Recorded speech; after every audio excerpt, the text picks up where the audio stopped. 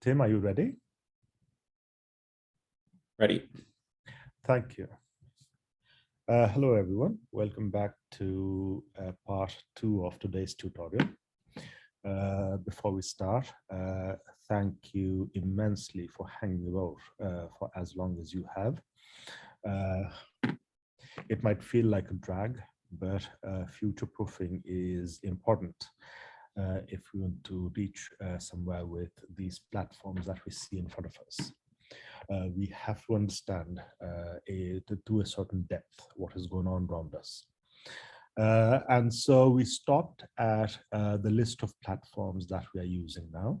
In addition to what is shown here, we also have homegrown in-house developed software. In fact, VCPL, the Virtual Cardiac Physiology Laboratory, is a in-house developed platform. Finite difference based, implicit finite difference based. And so we stopped with the summary saying that we have to think about boundary conditions as they might be in reality. The second bullet point here, okay? We have to gutturally understand how the biology works before we can produce meaningful results from our simulations. But fine. And so the the second part is I would like to show you at least a few examples of the boundary of our models, of the boundaries in our models. And all being well, I hope that it sort of sheds some light into what literature you will go to look for, on how you will progress with your respective models, and what simulation experiments you will design. So to start, over here is a summary of, not summary, it's a brief listing of a few models that we are working with, and shown in panel A is a caricature that Randa Murati had made for her Transactions in Anatomy manuscript. And it shows very nicely the purple ended bilipid cell membrane, which encases important either electrically charged or electrically not so charged proteins, which sort of regulate cardiomyocyte function. A similar activity goes on in smooth muscle cells, and that would be the case for our abducens. Never mind that there is lots of biophysics going on the bilipid membrane. We also have intracellular descriptions, especially of calcium buffering and calcium regulation. And an important imageable quantity is the cytosolic calcium, the calcium that is not inside of any buffer, either the mitochondria or the sarcoplasmic reticulum, but it is definitely inside of the cell, inside the cytosol. And this cytosolic calcium may then go and stick to something that is not shown here, the troponin-myosin complexes. And so for that reason, imaging of cytosolic calcium is important. Study of calcium itself is a very important second messenger. So we have in our cell models, we have a description of a few important components on the bilipid membrane, as well as intracellular components. And these descriptions typically, as of today, are ordinary differential equations. Okay, the other set of systems that we have are shown in panel B over here. And what I've shown here is the wall shear stress, arbitrary units, wall shear stress distribution in the aorta and head and neck, as well as brain. This is a human model, complex. And the hemodynamics in such a 1D biophysical model. where the inlet is at the aortic root, and there are a large number of outlets, all in the brain, one at the aorta, a few at the vertebral and carotid, and the tubes in the middle. So we have a whole bunch of outlets there, and this, the description of blood flow in this model is definitely using the one-dimensional approximation of the Navier-Stokes equations. In a different world shown in panel C, electrical waves in cardiac tissue are also of interest to me, and this is a long-term collaboration I have with a lab overseas. And shown in this panel is a very important piece of the heart that we will come and talk about if we have a chance in a few slides' time. Okay. And so electrical phenomena are of interest to us. And finally, Timothy Hunter, as well as Jeremiah Joseph, are both concerned with three-dimensional finite element simulations, either using rigid walls or using elastic walls or using walls in the middle of either coronary, as shown in the left panel in panel D, left image of panel D, or of aneurysms, especially saccular aneurysms, as shown on the right-hand side in panel D. And these, panel D, as well as panel C, are three-dimensional calculations in two different physics for two different purposes. A few of us may be interested in panel D rather than panel C. But fine. So with all these things of interest, oh yes, here's a picture that I found in my camera. This is a picture I took with permissions in Middlesex College. I thought this picture is really, really beautiful. The guy who's looking at those yellow blobs is called Mayer Zamir. And I believe I've suggested his book as reading material for blood flow simulations. Yeah, his office is in Middlesex College. And as the picture may or may not indicate, he does sort of do something in his office in addition to working with others. In the same photograph is also shown the Vice Dean of Science in Waterloo, Anita Layton. And she is just curious about everything. So I believe I had the privilege of seeing this happen a few years ago. So I thought this might be an inspirational photograph. Mayer Zamir in the middle, people, and Prof. Anita Layton on the left-hand side. And so in the last sort of presentation, in the last part, we saw that if we cooked up some sort of simple ordinary differential equation physics, and we applied very different slightly different boundary conditions, the solutions look really, really different very quickly. Okay, and this time around, let's do the same thing, but this time with a biophysically detailed model. Yeah, and again, the diagram is shown on the left-hand side. Here, the state variables of interest are the voltage on the bilipid membrane.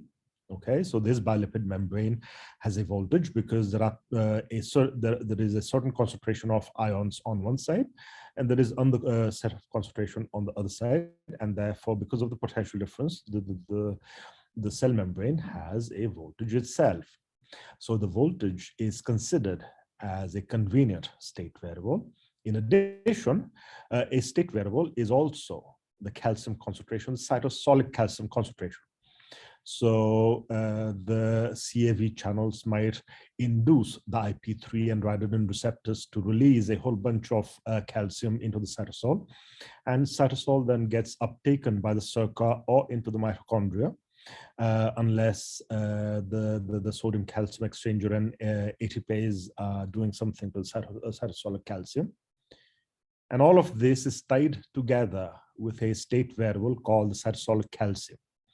And today's computer experiment goes two ways, as shown on the right-hand side, is that under control, I take the first initial condition where the initial value of calcium is taken to be 0.03 micromole, which gives rise to the black line of voltage. See, I'm taking initial condition of one variable, and I'm plotting a different variable. But under the first boundary condition that I take is that the initial condition of calcium is some small value, some control value, 0.03 micromole. And then if I pretend that the same cardiomyocyte is now under hypertension or under Timothy syndrome, the intracellular calcium has now accumulated. And because this is a computer model, I can do what I want. And I assign a very high calcium concentration in the cytosol. So there are two cases I'm considering, with each with a different boundary condition. One has a boundary condition of initial calcium to be 0.03, and the other one has a calcium of 30 micromoles. The first control calcium initial condition solution is shown as a black line in the graph over here. A nice 212 millisecond pacing cycle length, which is very congruent with the mouse's heart rate. 212 is exactly what the mouse's heart rate is. Yep. But if you then have an initial condition of 30 micromoles, you can see that the mouse starts having a whole bunch of bradycardia. It has about 2, 3, 5 seconds of no excitation at all. And so therefore the heart has just stopped pumping for very close to 2 or 3 seconds, at least 2 seconds in this graph. Okay. And so the biophysical argument from this, you could think about the boundary conditions as biophysics here, in that the intracellular calcium, this cytosolic calcium that I call it here, this is the intracellular calcium. It is a very important second messenger. There are many pathways inside of all our cells that have calcium at the center, cytosolic calcium even at the center of all those pathways. This calcium is measured experimentally. There are sparks, there are waves of calcium alone, never mind of any voltage. Okay, and and these initial conditions, which I choose to call boundary conditions, are often provided by experimental values. Now, you might realize, you might sort of appreciate that 0.03 micromole is not very different from 0.05 micromole. And that is a problem that experimentalists encounter, in that because the cytosolic calcium concentration is so low, the cytosolic calcium is exceedingly toxic. It goes two ways. You firstly need cytosolic calcium for the cardiomyocytes to do the contractile function. But if calcium lingers about in the cytosol for too long, it is exceedingly toxic. Okay. And therefore, in the cytosol, calcium concentrations are quite low. What that means for experimentalists is that it is rather difficult to accurately measure these submicromolar values, these nanomolar values. Okay, but in mathematical models, it doesn't really matter whether it is 0.03 or 0.05, but it definitely does matter when it goes from 0.03 to 30 micromoles. So here's a first simple biophysical example of how different boundary conditions may lead to different phenotypes, both of which are observable in the experimental laboratory and in the clinic. Okay, and the underlying maths of physics of this is that it's everything to do with boundary conditions. Okay. Incidentally, this work is of interest to 2 or 3 people. Firstly, Randa, of course, and secondly, this is of interest to a very nice young man called Amir from biology. And Abdus is making a similar model, except that he does not have this red tube here. So Abdus is making a model of the smooth muscle cell where this red tube is rather absent in his current version. But fine, so that was a first sort of example to appreciate boundary conditions in a biophysical sense. Moving on, again, sticking to electrophysiology, cardiac electrical activity. This slide speaks about a very special piece of the human heart. So here's my 4-chambered heart. As it so happens, this is a finite element mesh with fiber orientation and whatnot. So this is a very large data set that I wish we had generated, but it's not. And in this whole heart computational anatomy, we have a very specific region in the right atrium at the sinus of a very large blood vessel and the right atrium. And that might be called the natural pacemaker of the heart. And this is at the center of my collaboration with Manchester. And an expansion of what is inside of this circle is shown in the image at the bottom left. And this is a computational anatomy that we are using right now. And the anatomy consists of a large amount of excitable tissue colored in cyan with a twisted banana-shaped sinoatrial node somewhere at the sinus of the large blood vessel, some coronary artery or venous of it. There it is.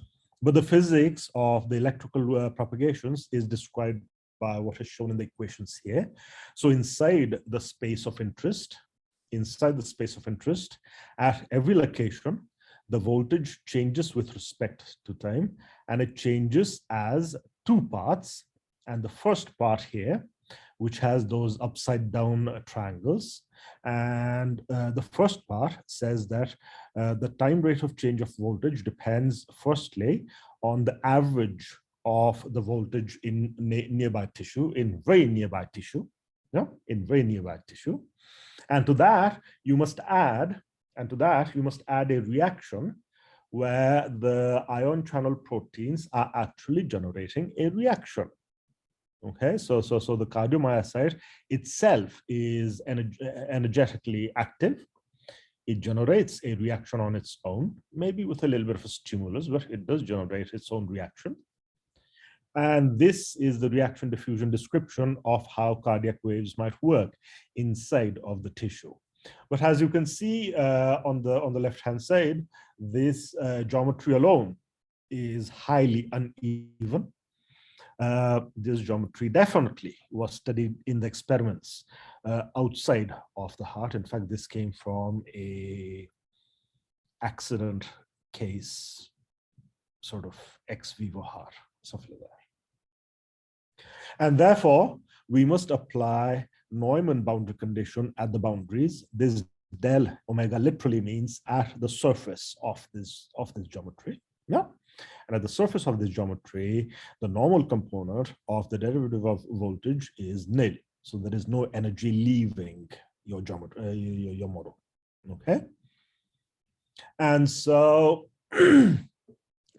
just to look a little bit into the model, the cellular dynamics are governed by, as we discussed, the reaction here.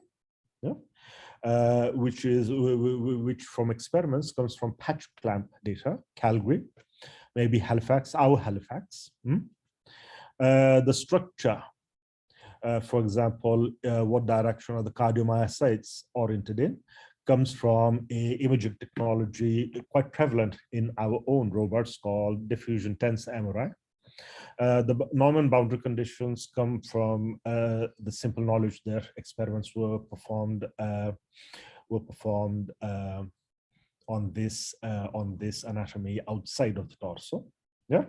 And if we want to sort of study this further, say, for example, by adding fibrosis, by adding Alex Quinn's interest is optical mapping in light of fatty and fibrous tissue in Halifax. So we could do that. We could also study pacemakers, especially in the whole heart, artificial pacemakers rather than this natural pacemaker. And so all of this regulates how we do the boundary conditions here. So, but for today, we are just concerned with waves that come out of this banana-shaped, twisted banana shape and go into the Sine parts, and therefore simple-minded non-boundary conditions are sufficient. That's fine. And so here's a question that comes to mind, Tim, Jeremiah. Here's a question that comes to mind. And everyone else. Well, why just Tim and Jeremiah? And everyone else. Say you have a aorta here. You've got this aorta. You've decided that this left-hand side opening is the inlet. You've also decided that you're going to apply some velocity profile to this inlet. You're going to apply some velocity profile here. That's fine. And you've also decided that this is the outlet, and you've decided that some profile of pressure is going to go in here. Now the question is,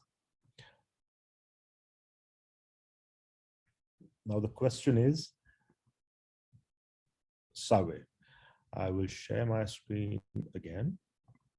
So now the question is, are these the only boundary conditions that we need, people? 1 minute, can someone tell me? No.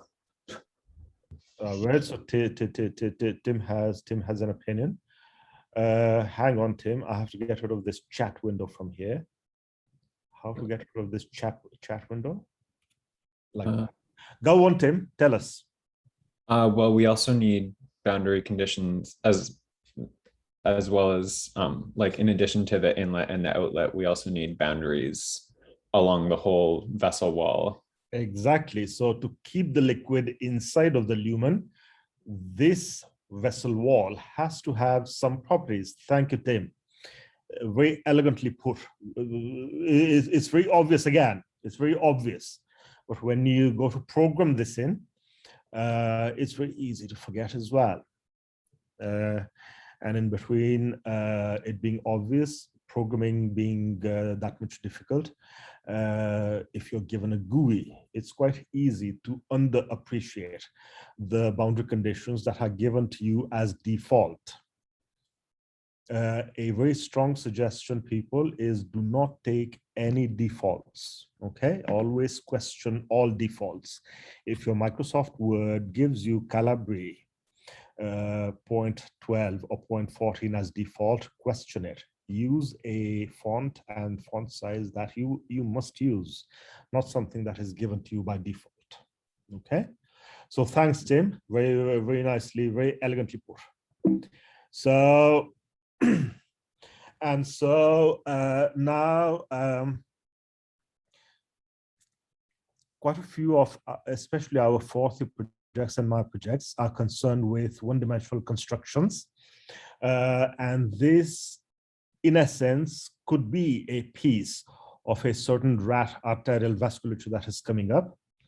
But for now, what is shown in front of us is a 1D description, 1D anatomical model of the aorta brain complex, where we have one inlet at the aortic root, and we have a whole bunch other outlets over here. So let's talk about these inlets and outlets and how we can manage this ahead of obtaining experimental and clinical data to apply at our inlets and outlets. Couple of options, not all, just a couple of options. And so if we try to work out what our option for working out the inlet here is, so we've decided that we're going to send a velocity profile. We're going to send blood inside our inlets all the time as a policy. It doesn't have to be, but we've decided that as a policy. And so our first option is that you simply use a truncated sine wave. And so truncated sine wave is illustrated or written in the yellow box over here. So during a heartbeat, for a certain duration, you've got a certain cosine wave going on. Okay, you've got a certain cosine wave going on, and for the rest of the time, it does not go negative. Rather, it just stays flat. It just stays flat, and then you push it through a couple of other modeling parameters. In this case, the cardiac elastance, and a formula that includes elastance and a few other parameters might then give rise to your aortic input, this inlet blood flow profile at the aorta. And Jeremiah and Tim came up with the aortic inlet profile as shown in the black line. The gray lines are some detail that is not relevant there, but the black line is what we came up with as the flow inlet to the aorta. So that's our option one. This IP exists now. It's written in 2 or 3 manuscripts. It's also written in certain standalone code. Mia Wang last year used this to test her 3D finite element mesh of the aorta. And then I completely forgot about it. I did not. And so this could, in principle, be our first port of call for a very straightforward application of pulsatile flow at the aorta's inlet or any blood vessel's inlet. Okay, truncated sine waves, people, as one option. Now, another option, and this is a more widely used option here, is that if we are looking to generate a waveform that looks physiologically reasonable, that is manipulable, we can control it so that we can go from control cases to disease cases back and forth by changing just 1 or 2 parameters. Then the solution here is to follow something called Vermicelli theory, and the references for Vermicelli theory are given at the bottom of the slide. I thoroughly suggest reading Vermicelli's original paper of 57, very elegantly put. But if we follow Vermicelli's theory, then this formula here is what the Vermicelli equation is. So inside of the curly braces, we have a complex number. We have an exponential of some frequency times t, and we have Bessel's functions of the first kind, which operate on some number alpha. Alpha is Vermicelli number. Alpha in itself is a combination of other parameters that we will not discuss now, but alpha itself is an important parameter here. And then we have the ratio of where you are in the tube here. So radius divided by maximum radius, and that is all operated by Bessel's functions of the first kind. And if you sort of follow Vermicelli's theory, you might be able to derive this kind of velocity profile. Okay, if you put r equal to 0, you get Vermicelli profile at the center line.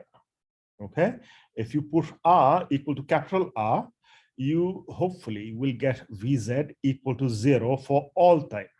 That is called the no-slip boundary condition, the thing that Tim just described to us. Okay, and so in case of very simple-minded 1D calculations, your small r will be 0. But you might also wish to sort of apply the more realistic no-slip boundary conditions and consider a non-zero small r. Consider your tube to be of a certain cross-sectional size, and it still remains a 1D calculation. Physically, the PD is 2-dimensional, but that's a different story. And these kinds of profiles experimentally could be obtained especially at the aorta, using 4D MRI in our robots. Yeah. It could be obtained in cerebral arteries using echocardiography. In fact, ultrasound could also inform us something about the microvasculature, never mind the large vessel velocities. Okay. And so here's our option number 2. Wormsley profiles is something that quite a few of us are working on right now. Talking about Wormsley profiles a little bit more, whereas J1, J2, J3, J4 are not a concern of ours as of today, but we saw that J0 does come up in the Wormsley profile, and you should convince yourself that J0 is quite, J0 behaves in the manner that you expect it to behave.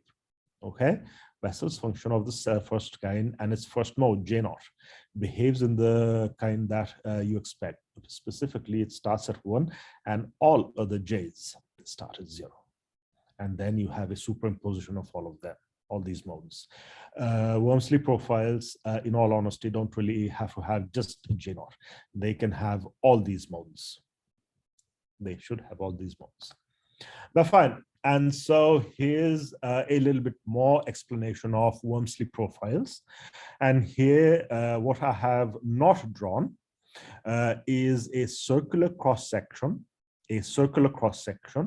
of a typical tube to which we are applying the Wormsley profile as the inlet velocity. Now, as you can see, the Wormsley profile is a function of space, r. R is the distance from the center of said cross-sectional circle, and time t. So the Wormsley profile is a function of the distance from the center of the cross-section, as well as time t. And it depends on all of this. And then on the left-hand side in panel A, I've drawn the time profile of what happens when you put r equal to 0. That is when you are at the center line. This is what the profile might look like. So on the y-axis, you have flow, and on the y-axis, you have flow, and on the x-axis, you have time. Okay. And so with time at the center line, it goes up and it wobbles a little bit, comes down, and the next heart cycle starts after 815 milliseconds. And that's how the profile might look like in time. But in space, the Wormsley profile looks something like what it is shown on the right-hand side panel. So Wormsley profile, as you can see, depends only on the distance from the center. It does not matter in which direction you're taking the distance from the center. So Wormsley profile is a symmetric function, assumes a cylindrical cylinder, a circular cylinder, a cylinder with a circular cross-section, and with time, sort of initially, it might look something like this, the initial profile. But as time goes on, you've got a changing profile. But with respect to the center line, where it says d equal to 0, you might appreciate that the Wormsley profile is symmetric. There are a few very nice papers, one of which is by Alphonse Hoekstra, and he has described especially panel B in quite some detail. And so if you're using Wormsley profile, Wormsley profiles are applicable to cylinders with circular cross sections. But fine, so that was Wormsley profiles. So we have two options for inlet velocities, okay? We have two options. Let's see what other options we might have. And now for the outlets. And I'll stick to the one-dimensional case because that's sort of what quite a few of our projects are today. And so the first option is just to go totally experimental, observational, is that use a catheter and put the catheter on either sides of your stenosis, measure the distal pressure, and if it's a rat, you can do even more invasive measurements. And in that way, you will have measured the pressure time profile. Okay, you might not have the pressure right around the artery's cross section, but you will have a actual measurement. That's option number one. We would like to get to option number one. Option number one is time consuming. It's resource intensive. It's a long-term project. And so option number two is that if your inlet is at the aorta, as shown in this picture, as I'm pointing out here, and if your outlets are a long, far away from your aorta, you may be excused to assume that the pressure at the outlets is actually venous pressure. So 5 millimeters to the mercury or something, you apply that, and the first draft of your model Anki will work. Okay, so as soon as you've joined your aorta to your brain, the first option, the first choice would be to assume venous pressure at the outlets of the brain arterial terminals, and we might just get the model going in that way. Okay, that's fine. Those are two options. The third option, and this is what is available in the graphical user interface. This is what Lawrence and Clara started playing with a few months ago. In that we can use either 3-element Wynne-Kessel models. Jeremiah likes 5-element Wynne-Kessel models, and good for him. Good for him. And so over here, I've shown a diagram of the arteries of the brain data sets that we have. So we have the carotids on two ends, we have the basilar, and those themselves are inlets to the brain. But over here, somewhere where my laser pointer is, might be a terminal in the cerebral arterial anatomies. And at this location, I've illustrated how to apply a 3-element Wynne-Kessel model, where we have the blood going across a resistance. So there's a significant drop in pressure already.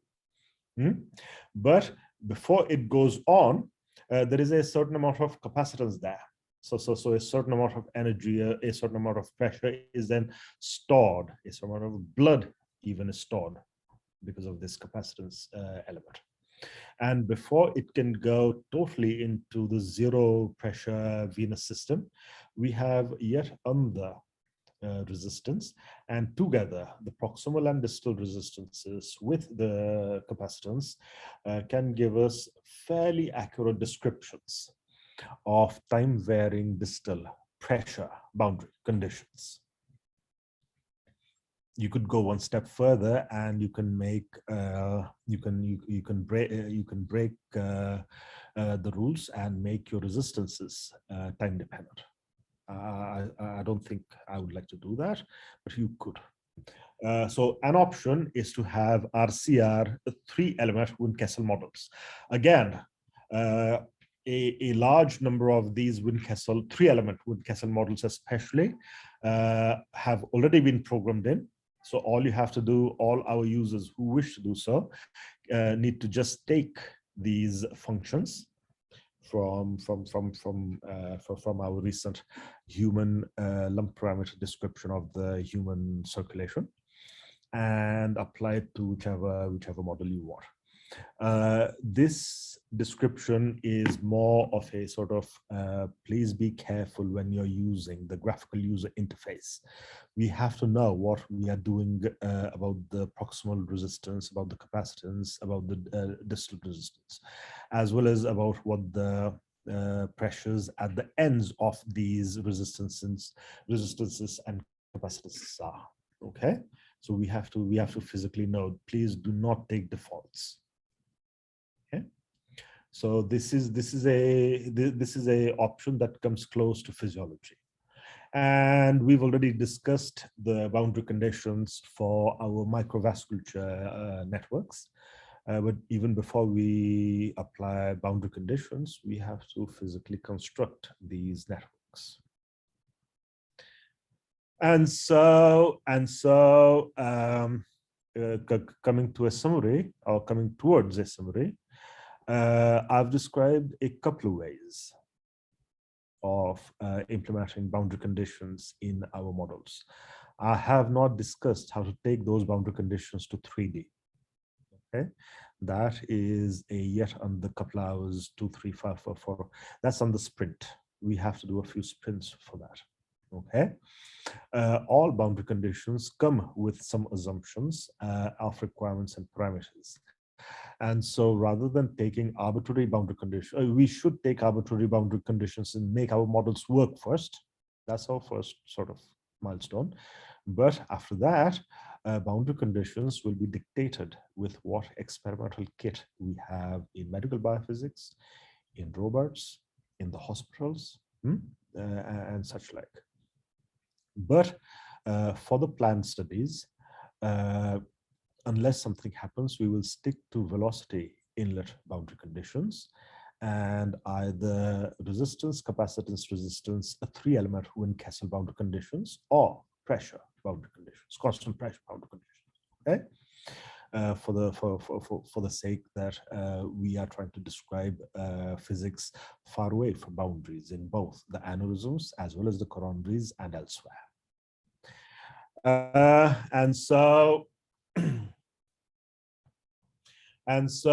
I'll repeat the policy in that Wormsley velocities at the inlets, RCRs and pressures at the outlets.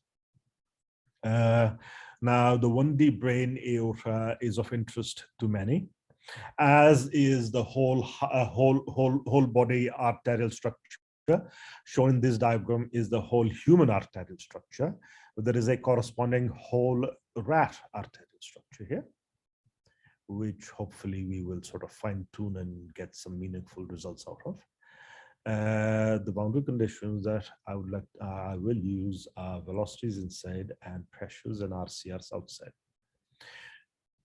And so the summary and messages here are that for rapid prototyping, use the simplest boundary conditions. Do steady states first.